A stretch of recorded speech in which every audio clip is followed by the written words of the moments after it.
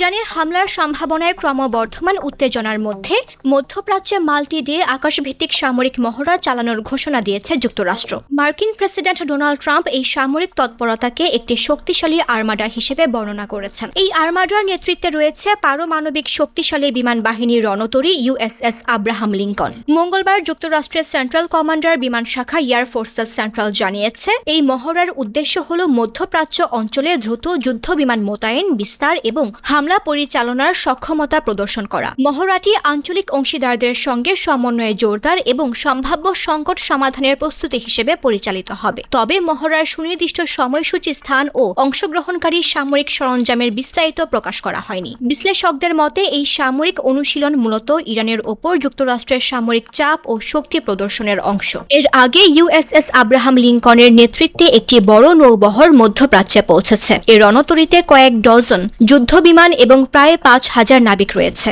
বহরের সঙ্গে রয়েছে একাধিক গাইডেড মিসাইল ডেস্ট্রয়ার, যা বিমান বাহিনীর রণতরীর প্রতিরক্ষা নিশ্চিত করবে। এছাড়া জর্ডানে F-15E স্ট্রাইক ঈগল যুদ্ধ বিমান মোতায়েন করেছে যুক্তরাষ্ট্র।